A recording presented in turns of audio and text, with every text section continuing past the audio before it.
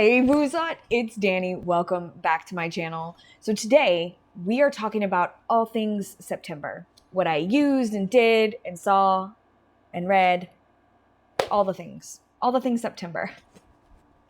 We're gonna start first and foremost with what I used. So my decks. What decks did I use this month? So I will have a separate video because I got decks in this month and I got a little mini haul. And I did use them all at the end of the month, but there was just too much to cram in. So I'm going to get another video out to show you those new ones because like I played with those, but they weren't like my main practice this month. So let's go ahead and dive into that. I'm going to show you something first though that is tarot related, but I got in September, but I couldn't say anything till now because their campaign just started. I believe they're already funded too. Like it's only been like a day or two. So it's really exciting. But I got in the best piece of happy mail that my geek little heart could ever get. Look at this, you guys. I squealed. I immediately Snapchatted my brother and was like, look at what I got. We are some Hobbit, Lord of the Rings, Tolkien nerds. Okay. So I was beside myself with just the presentation. But the Shire Post Mint is making tarot coins. I have never had tarot coins. I've never had anything like this. I didn't know what to expect. I'm just going to show you. Y'all, look at this. Look at the detail. I'm going to show you the scale in just a bit. These are the backs.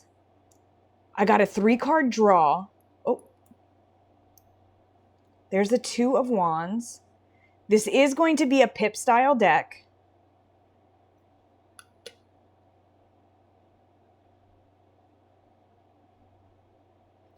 Look at the detail, y'all. Now they sent this to me with their coin, their Shire Mint coin with the tree. Shire Post Mint on the back, but it is about the size of a quarter. So now they did send a little guidebook by Bettina Ouroboros that also talks about the artist that's currently carving. This is not a finished project yet. The artist is still carving, but there you can see Izzy Williamson from York. Look how good. So they are still going to be updating and perfecting all of this, I'm sure, throughout. But y'all, look at this. I gotta show you. The Opossum.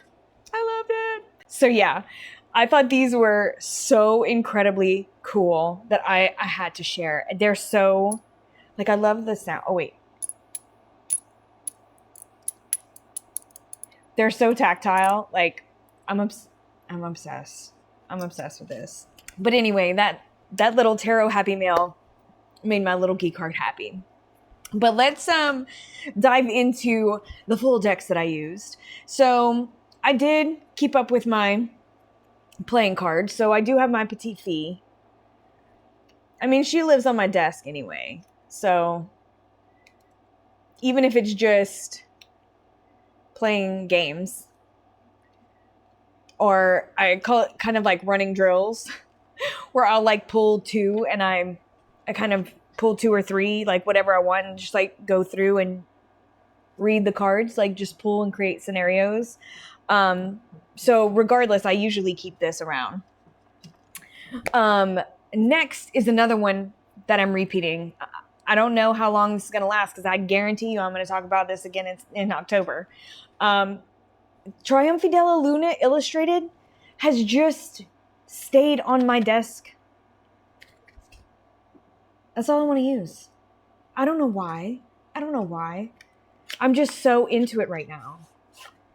I think because it's like, it kind of feels like this midway. Like I know autumn equinox is already here, but in Louisiana, this is still summer. Like it's still end of summer feeling. And I think this brings in the autumn vibes without going as dark as the Deviant Moon. Like I'm not ready for that yet. I'm ready for this right now. So I don't know. And y'all know I like weird. So, I mean, shocker. It's got a fun energy to work with and just interesting. I know we've seen it a ton of times. And y'all know I'm not turning them the right side. I know I can't have anything nice. No, that's how you know I use them, because they're never going to be all right way up, because I somehow can never keep them that way. Anyway, the next few I want to kind of talk about together as a set, because that's how I used them. These three. Can you see them? These three. The Cursed Auguries. This is the Wisdom of the Wild Things Oracle, and Seasons of the Witch Mabon. I know they don't go together, but they go together energetically. All the styles are different, yet somehow it meshes and they speak together so well. Like, I'm going to show, look at this. You can't tell me that doesn't look great on the table. Just great on the table by itself like that without even reading it. I don't know why these energies just like stuck together for me, but that's how I've been using this deck. I mean, these decks together, this deck family, if you will. So let me show you these decks just single-handedly by themselves. So the Cursed Auguries, I do believe is out of print. I'm sorry, y'all. This is an older deck that I got off of Etsy. And it is very, I'm going to call it a folk horror deck. I feel like, I don't know, there's something about it that's what it makes me think of, is like folk horror. That's a hard thing to say. There's some of them I don't know how nice YouTube is going to be about some of these images, so I won't show you the more brutal ones. But it feels like I'm a tale of folk horror or folk magic, you know? It's something about it that, because it's a pip deck. But you got the coffin nails, and you got the apples, and you got the frog eggs. Teeth. Teeth. Wild animals. That's what it is. It's rebellious and wild. And I think that's why this deck feels so expressive, even as a pip deck to me. It's because of that specific energy. But that was the main tarot. And then the other two are oracles. So I'm sure everybody's pretty much seen. I mean, it's been around long enough, this Mabon one. But it is one of my favorite ones. I love this image. I like that was on top. Let's see if I can find some other ones of my favorites to show y'all. I do love the elderberries.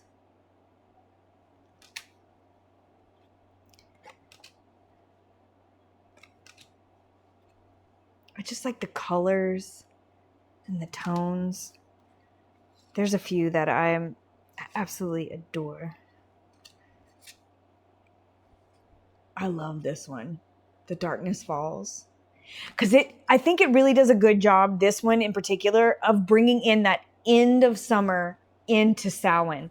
Like, it smushes it all together, and I just appreciate the crap out of it. This one. I just love this image. I love it. That's the Seasons of the Witch Mabon. And then we have this little thing, y'all. It's time for me to let this bag go. So this shiny little guy is the Wisdom of the Wild Things Oracle. And again, totally different feel from the other two, which have a totally different feel from, you know, everything else. But somehow it just sets the right tone. Look at this. So cool. I have a little Sudi in here. You want to say hi? Say There's Jacob. So yeah, this deck is quite interesting. I feel like it goes in so many different ways because we get these like poppy things, and then we get these more like creepy, swampy figures. It almost has a fae vibe. I don't know. I think it's all that wild energy that's being shoved into this deck. And then I think they all have their bits of wild energy. I think that's what it is. That's why they work so well together. That's what I'm going to say. It's all a sense of wild, of rebellion. That's what it brought. And I used those three together, and that was it, you guys. Like, those were my main decks this month. That's it. So let's move on to what I did. So I did do some crazy fun things this month. So before I show you these, I'll like tell you guys what I did too, because I did some fun stuff. I got to go to New Orleans this month. We got to go watch a concert. So my hubby and I went to the Hozier concert, found their opening band, Amble, and fell in love with that band. Holy guacamole. Like, on our way home, we listened to the album. So it was like a win-win. Like, we got to go see a guy we liked, and we found a new band that we love. So it was definitely a win-win. Now, he was there with also with Gigi Perez. Not super my style. But yeah, it was a great concert. It was so much fun. So we got to do that. And I, of course, Jacob and I, when we go to New Orleans, we like park and walk. Like, there's no rhyme or reason to what we do. We just kind of get lost. And I did want to talk about finding this really cool new, I'm assuming it's new because I've never found it before and I've never heard of it before, but it's called Voodoo Spell. So a new like witchy shop that I came across. They were really nice inside. They had a reader, and I don't know if she owned the shop or just ran the shop, but another lady there, and they were so nice. It was so cute, the little space.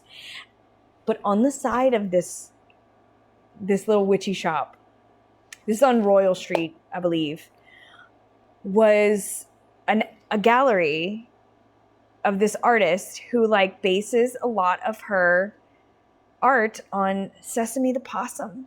Oh my God. No, I didn't get anything this time because we were on our way somewhere.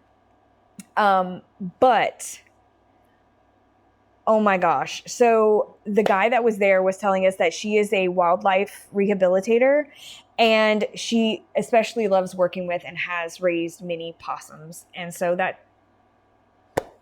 it made my heart so happy because I love my possums. I raised a possum. I had my Frankie. And so I always have a soft spot, but it was so vibrant. It was so cute inside. And they had some like witchy candles that said Saint Sesame. Adorable. Anyway, I had to throw that in there because it was like definitely the highlight of our trip for me, walking around, finding those new little spots. We had some good food. Oh my God, we had some good food. We went to the Chartres House and had their red bean nachos. Oh my God. We have told everyone about these nachos. Obsessed. I am definitely going to try to make these. I'm going to try to recreate these. I will let you guys know. If I can get it, I'll give you the recipe. But definitely a highlight, being able to go out to New Orleans and hang out for the day and then go see a concert. Thoroughly enjoyable.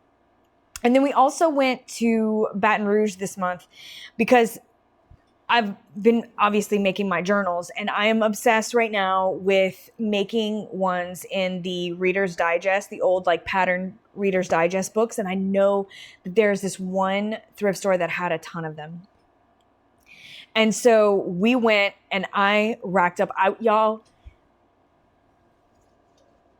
shoulder deep digging in bins and boxes and pulling stuff out and emptying things. I was on a mission. But check it out. Look it. I got a whole bunch. I got all different colors. And I got a couple that are like different. But like, I went thrifting. I got a bunch of books. So I am set now for journal making for the foreseeable future, obviously. But having said that, I have definitely been experimenting a little bit with the journals that I made this month. I made two. Well, I think I'm finished my last Reader's Digest one at the beginning of September. But I already sold those, so I can't really show you. Oh, I'll show you right here. These right here.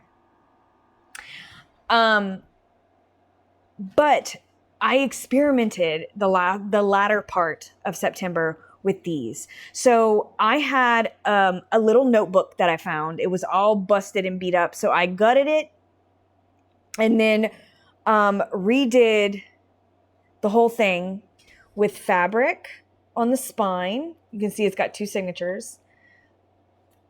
And cardstock cover. It's just a little notebook. Look it. Very simple. Got a bunch of stampings. I made some little tape. Gessoed some things.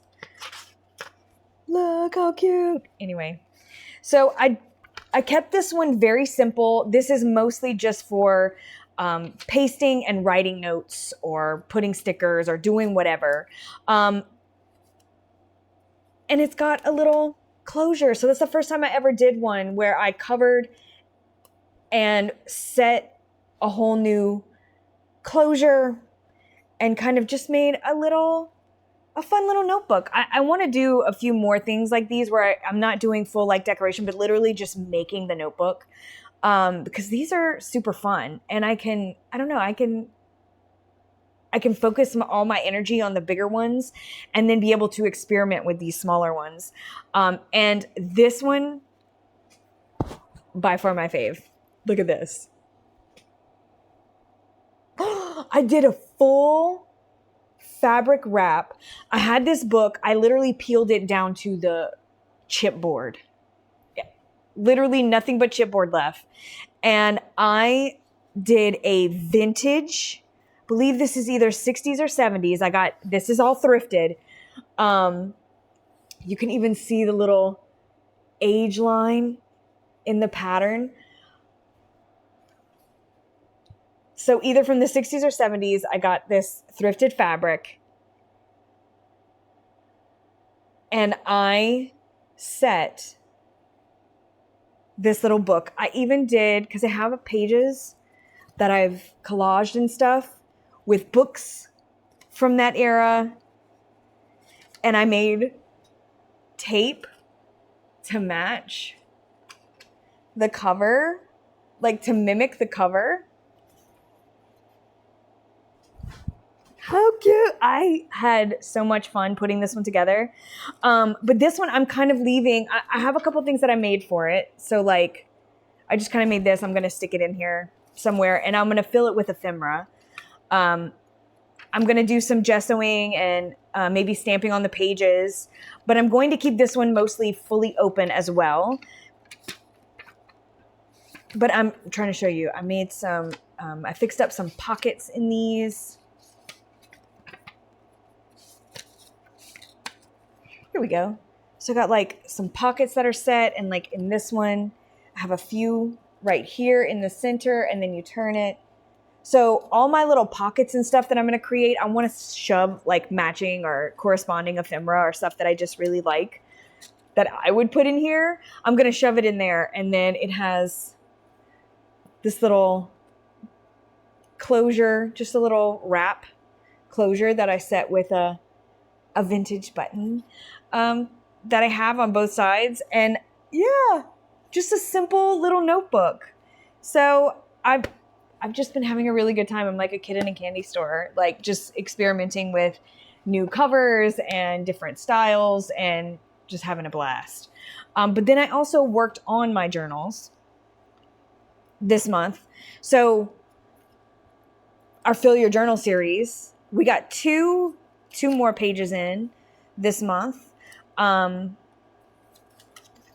ones I did with my members, which is the movies that made us, and then our Mabon oil and little Mabon reading that we did together. So we got 2 more there.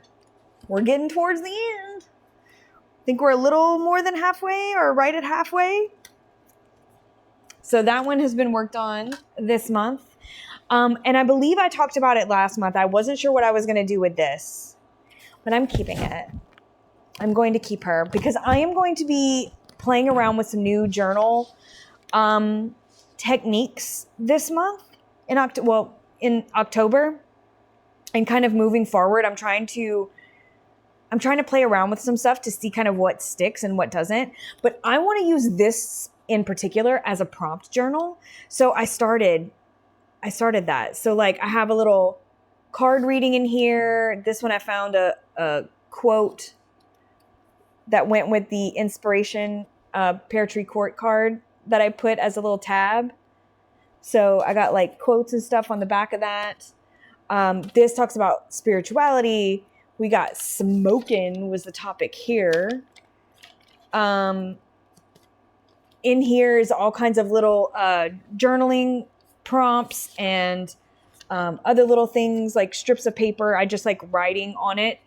This one has like my favorite book of September. So literally just like any sort of like prompty thing or something that I want to talk about. Like, I don't know, I watched yada yada this month and I just want to talk about that. I'm going to put it in here like a prompt. Nothing's in order. Nothing makes sense.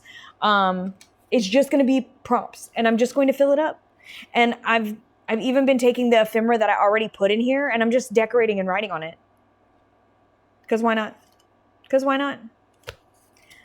So kept this one, working on this one, doing the things. And then we have my baby. So this is my current working witchy journal. He's getting thick. We getting thick. I added a bunch of stuff, honestly, this month. I had like some Mabon stuff, jars that I made. I did like a little art project in here. Added my like Mabon stuff, gifts from my friends, got put in there, did some sketching and drawing. These I did yesterday, but like I've been filling her up. She's getting full to the brim. I believe after next month, we're going to be able to do the full flip through of this one. And then we get to make another one. So we got that one almost done in September. We're gonna give it the college try in October. But I don't know if you saw on the vintage fabric journal that I made, but I also carved a stamp this month, an Ex Libris, and it's got I know you can't tell because the stuff that I use, it marks up on my background as well. But there's a box and it has the Ex Libris, so I can stamp it in my books if it doesn't already have it, because some of the Reader's Digest ones have it already. But you can write, from the library of whoever on the books that I made or the books that I get in, and I just stamp them and put my name on them. So I wanted one, so I made one. That's how that went. So in September, I called the Varusha. Yeah, it was bad. But that laid me up on the couch. And so I watched just some comfort stuff this month. Like I watched Shrek and Shrek 2 because why wouldn't you rewatch Shrek? I don't know what to say about Shrek. Aside from it's awesome and you can't tell me any different. No matter how old I get. And there's always like really good memories for me tied with Shrek because I brought my little brother to watch the first one and I believe the second one. I believe we went at least to 2, but when he was itty bitty, I brought him to Shrek, and we watched it in the theater, in this old ratty ass theater, in a little town close to here. And when I tell you, we belly laughed, me for certain reasons and him for others, because my brother is like almost 14 years younger than me. So like, we laughed so hard at Shrek when we first saw it. And I don't know, it just like, that always sticks in my mind. And so it was just nostalgic and wonderful to rewatch Shrek. And then of course I watched some South Park and some Saturday morning cartoon, Garfield and Friends, like from the 80s, 90s. Like I had one of those like free apps or whatever that you can like kind of watch live TV. They have a Garfield and Friends like channel. The amount of Garfield that I watched laying comatose in bed for a 41-year-old woman was insane. But you know what? It served my fever dream perfectly. It really did. It really did. Other than that, I actually did watch 2 new things, which was Blackfish. I'd never seen Blackfish. This is a documentary about the, obviously the orcas, the killer whales, whatever you want to call them. I had re-listened to the SeaWorld episodes of Last Podcast on the Left. I'm a re-listener. Like, I will listen to Last Pod every single day. Just random shit on loop. Just because I like the noise sometimes, you know? Anyway, so I re-listened to it and I was like, you know what? I never saw Blackfish. So I went to the library because I couldn't find it online. So I went to the library and they had it. And so I snatched it up. And I also snatched up I can never remember how to say this name. The Ballad of Songbirds and Snakes, I believe, which is the Hunger Games prequel. So I got Blackfish. Blackfish was good. I will say it was good. But it sounded as brutal as it sounded and as awful as it sounded. I feel like it was a little too light compared to what I learned from the Last Pod series, which was just like jaw-dropping, like insanity, like what the hell is going on. And while it was still like that for Blackfish, I felt like they could have gone a little bit harder, like more brutally honest, more things kind of in the forefront. I get, maybe that's just my style of of consumption. Maybe I'm like totally off the mark. But like, no, I don't gloss over. Give me the details. I need to know. I want to know. I'm nosy as hell. I want to know what happens. I want to know what happened. I want to know what you think's going on. And then I want to know what went on. You know, I want to know everything. But all in all, it was a pretty good doc. It was a pretty good doc. It literally had me in some parts like mouth open, like, I'm sorry, what did you say? So like, again, it still did a very good job. A very good job. But holy crap nuggets. So much more could be said. I've never experienced anything like that though. Like, I've never went to a SeaWorld or anything like it before. So, I mean, I've been to alligator farms, which are probably not so good. Maybe we just shouldn't do that to animals. I don't know. Just my opinion. Anyway, moving on. Let me talk to you a little bit about the Ballad of whatever the hell it's called. I'm going to try to put it right there. You'll know. Y'all, why did they put this actress as Lucy Gray? Because here's the thing.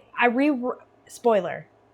I reread all of the Hunger Games because I got the newest one recently. I did not like the character that they presented here I don't know what it was. I think it's because like Lucy seemed, I'm just diving right in. But here's the thing. If you don't have Hunger Games context, this is going to mean nothing for you anyway. So just skip this part. Okay. The way that she was depicted in the book was very likable.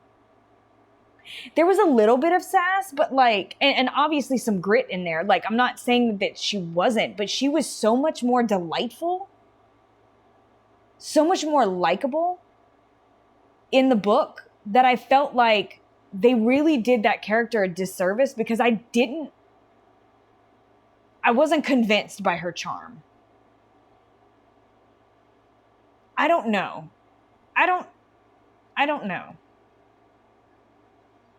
I couldn't tell you who the actress's name is. I don't know, but I think she's the same one that played Snow White, which I think a lot of people had an issue with. I'm not even touching that movie because I like the original cartoon. I don't need it. I'm not even going there. But I believe that's the same girl. But I did not like her in this. I didn't. But also, I did think that they did an okay job at like showing what it was like, kind of the build up to what the Hunger Games are by the time Katniss gets there. And I really enjoyed seeing like the doctor.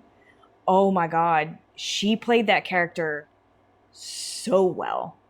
Like better than what I had envisioned in my head. I loved her character in the movie because she did feel just as just as brutal, but like in such a subtle way. Oh, it was good. That was a good performance. I really like that. But I'll go more into the story when I get to the books because, whatever. Anyway, that's basically what I watched. And then, of course, some more trash, but mostly South Park, aside from any of that. So, I mean, pick a season. There's 30. I've seen most of them. The only ones I haven't, like, in order seen are the newest ones. Because I am a child.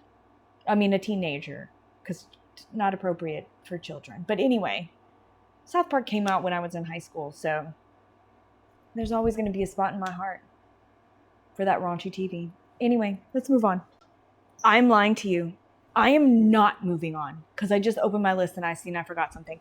But I have to mention it because my heart. I rewatched. I do this quite often. The full series of Hetty Wainthrop. Hetty Wainthrop Investigates. With my beloved Patricia Rutledge. Dame Patricia Rutledge.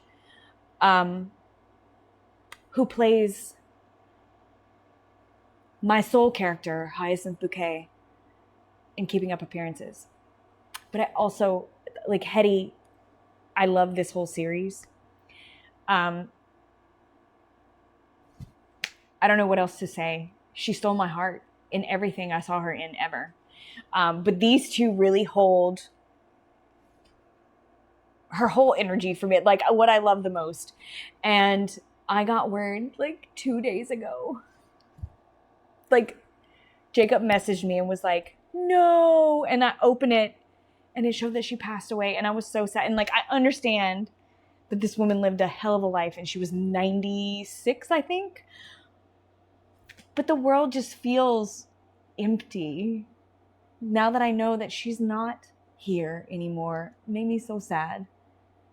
But I did rewatch Hetty, and I have Hyacinth. I have the whole Keeping Up Appearances series on DVD. I own them. Because I am an old nerd. So I will definitely keep her in my memory forever. Anyway, let's talk about books. So, as I said earlier, I did reread all of the Hunger Games, so I'm just going to save that for last because we're about to get in the weeds with that just for a little bit because I have things to say. So I'm going to leave that for the very last thing. So if y'all are done with that, y'all can just go because I will probably go off on this tangent. Fair enough. But anyway, Let's start with Bat Eater and Other Names for Cora Zhang. This is by Kylie Lee Barker. So this is a COVID story. This is set in the COVID times. A Chinese American, Cora, and her sister are definitely getting some heated prejudice and just nastiness for being Chinese American in COVID times in New York City. And her sister gets murdered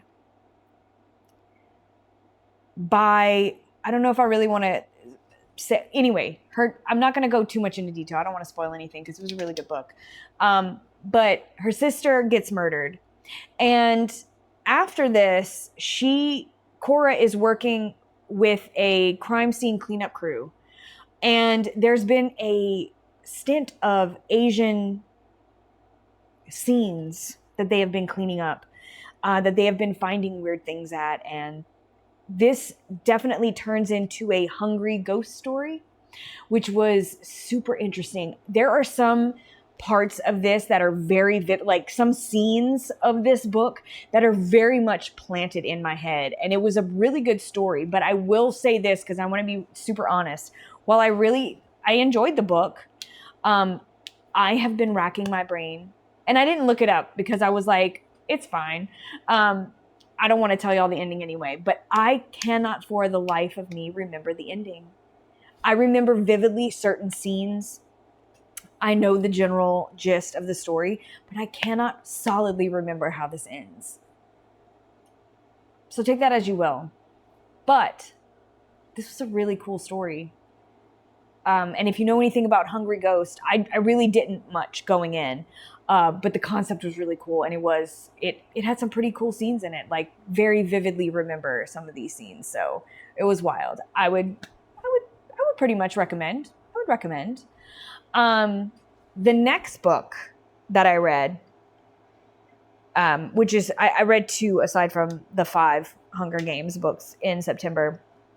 The next one was Something in the Walls. This is by Daisy Pierce, I believe. Let me check so I don't. Yes, Daisy Pierce, Something in the Walls. This story, it definitely caught my attention. I'm going to say I was bummed, but only because it was something that seemed really paranormal and unnatural that turned out to be like a shitty reality, which, like, such is life, obviously. Such is life. But man, I really wanted it to be something else. You know what I'm saying? Like, I wanted it to be something else because they set up such a creepy atmosphere at one point where, like, I could imagine this creepy entity trying to crawl out of something. You know what I mean? I wanted it to be that. But as per real life, it's usually something far more human than that. But nevertheless, a great story. Regardless of that, a little bit of the plot is just, we have this psychiatry student, I believe it's psychiatry, student and journalist who are going, it's kind of like infield poltergeist at the beginning. Like I said, we're set up for something paranormal, and then but it becomes something completely different once things start to unravel. But we're like in a little, I believe, Cornish town. I may be wrong. We're in a little town where this girl has been like talking to the dead. Paranormal things have been happening. And so we have someone who's coming in who's trying to make sure that she's okay, that they can maybe debunk stuff. But also both of these people, not only the student, but also the journalist, also have a little bit of hope that it is paranormal because they're both seeking stuff, you know? So we have like some high stakes situations that we're walking into, but this is all in a very small town setting.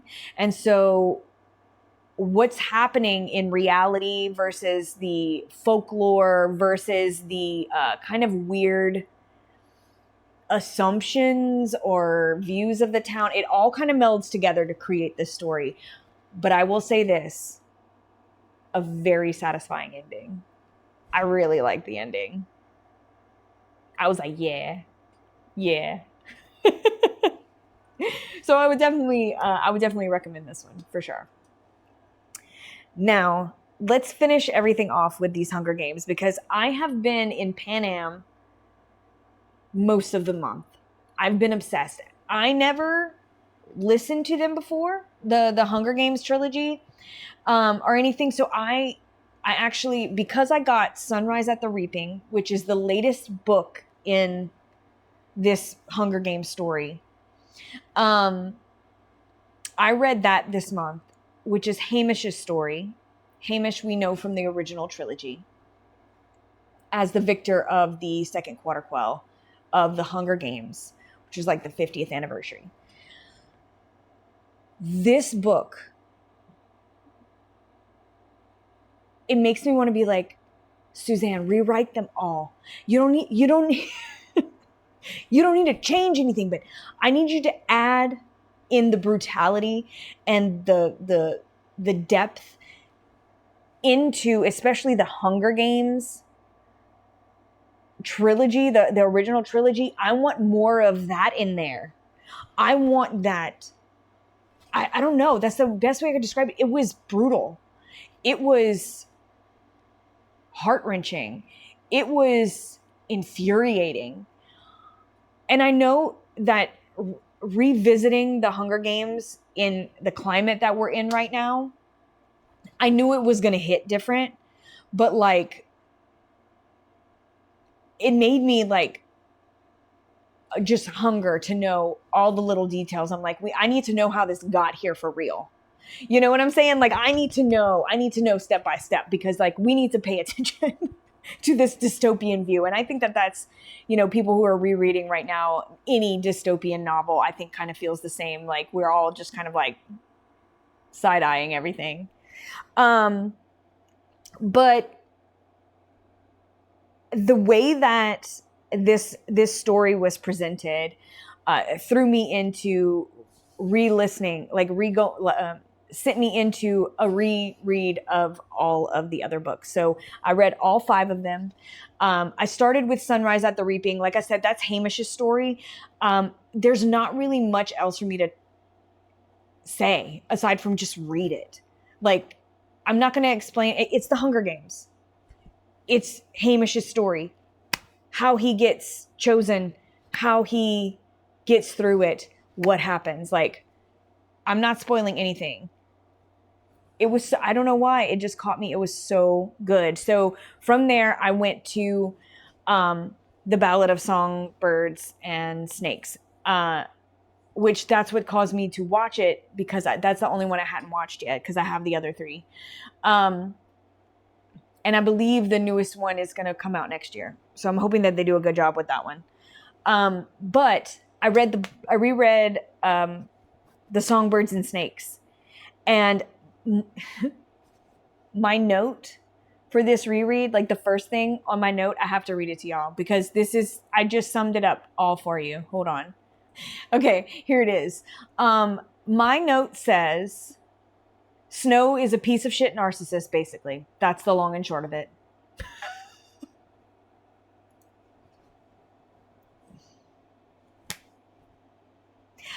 Again, I've read this book before, but somehow it hit so much differently. Like, I guess I was looking at it, I don't know. I don't remember how I was looking at it first, but I know it didn't feel as sinister as it did this time.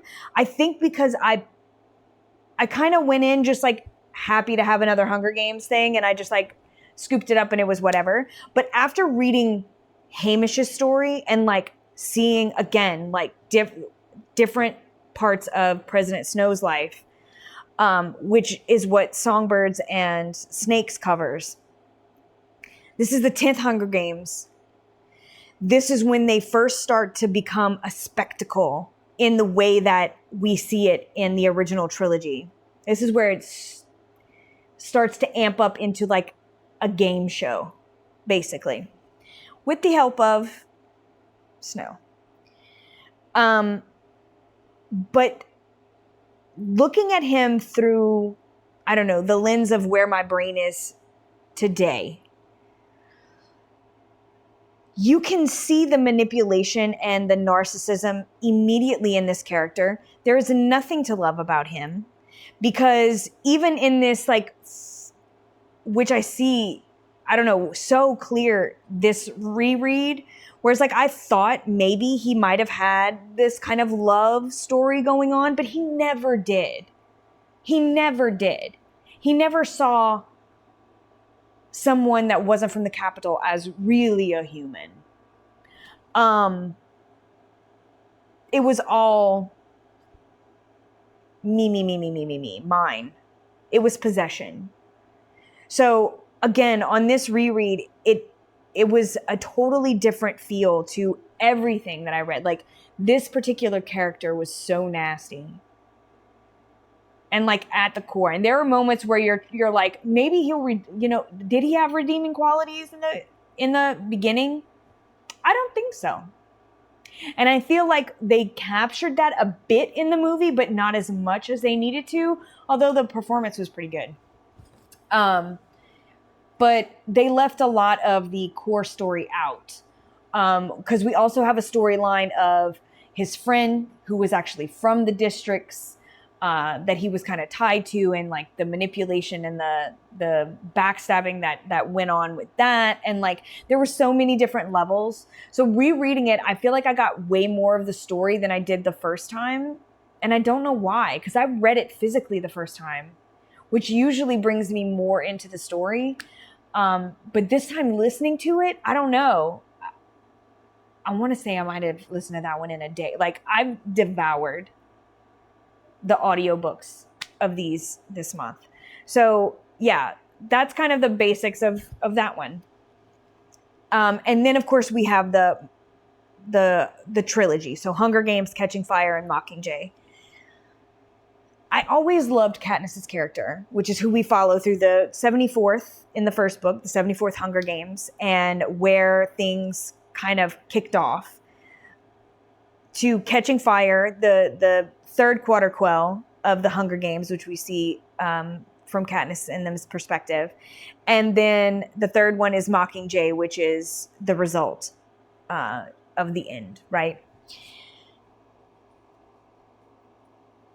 I don't want to say that I was more annoyed with Katniss this time around, because I really love her character as a whole. But I thought this from the beginning, that there are some moments where I'm like, don't be a stupid girl. Like, focus on what's really happening here.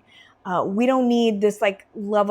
Do I love this guy? Do I love that guy? I don't need it. But I'm not a romance kind of girly. I did love the story. I did love whatever, but I could have done without the dual heartbreak. I don't know. Anyway, that's just a personal preference to me. But the story as a whole always really hits well. But I will say on this reread, while I still absolutely loved every minute of it, after reading Hamish's story, I'm like, I think we need more. I think we need a little bit more brutality shown, even though there is plenty in the trilogy. Somehow, I don't know why Hamish's story was more impactful. I don't know. But it's like, I feel like in the original trilogy, which I did not feel this way the first time I read it, I feel like it skims over a lot of stuff that I want to go back and know. So here's what it breaks down to. This reread made me feel like I need the story of every Hunger Games there ever was, and a prequel to before and leading up to the war, the initial war. That's what I realized after rereading this series, that I could read about this story in perpetuity, because I think that each one could be just as impactful. I know like it would probably get repetitive after a while, but in a sense, no, cram some together. Give me more is what I'm saying. I don't care how you can do like the first 10 up to them all in one. Look, I'm making it. And then like you can go from the 10th to the next. You can put them all in chunks, but I want to hear about it all. I want to hear about it all. There was something that just stuck me there, and I just didn't want to leave. I needed to know all the tea. I needed to know all the gossip. And I'm like, for a reread, I was just expecting to just enjoy it again. But it sparked me in a totally different way. And I think that's what was the most surprising and the most fun, was that it really did spark me in a completely different way and made me love it again for all new reasons. So there's that. I told you I was going to go on a tangent. Anyway, thank you guys for hanging out with me. I hope that you guys had a great September. Drop some comments down below. Let me know what you did, what you used, what you saw, what you read. I would love to know. Y'all all know I love my recommendations. I love hearing about the books and decks and all the things that you guys use. And we'll be back very soon. I'm sending you all my love. Later, Gators.